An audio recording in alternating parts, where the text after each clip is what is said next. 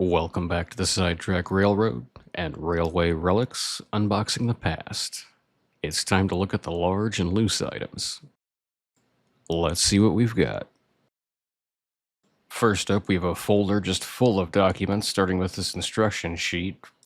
And we've got a little NMRA monthly magazine.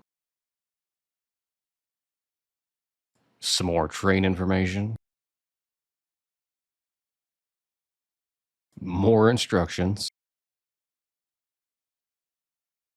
Even more instructions. A guide on creating HO modules. A guide for wiring those modules. Some more instructions. And what appear to be plans for a small layout. A list of cars. Plan for an interesting little double circle layout. Plans for a control module. A guide to British trains. A guide to constructing industries. A guide to building trestles. And a guide to building trees. Quite a bit of information in that little folder.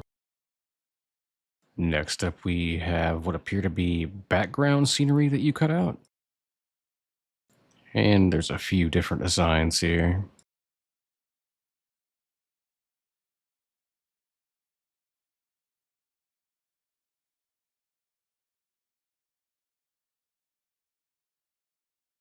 Mostly industrial, it looks like. We've got this book on model railroad track and layout. We've got a guide on how to wire your model railroad. Here's a Hornby catalog. 764 helpful hints for model railroaders. A Railroads You Can Model book. A 1992-93 Bachmann catalog. Then we have this panoramic backdrop.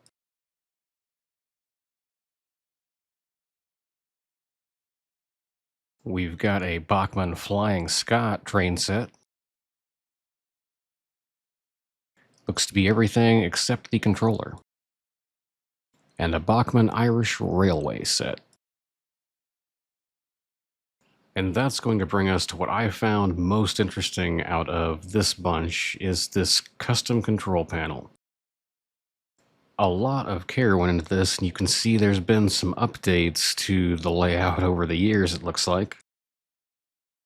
It has 18 switches for turnouts, and what I believe are switches on different blocks of track to select between a left and a right controller for two people to use. It also has a couple different direction control knobs on each side and a voltmeter. And it's hard to tell from that jumble of wires it is now, but it looks like quite a bit of care was put into this unit. I believe we found the plans for this and the layout earlier. Wouldn't it be great if we could breathe some new life into this? Maybe this could serve as a new basis for the 4x8 in-scale layout. What do you guys think? Is this layout worth saving?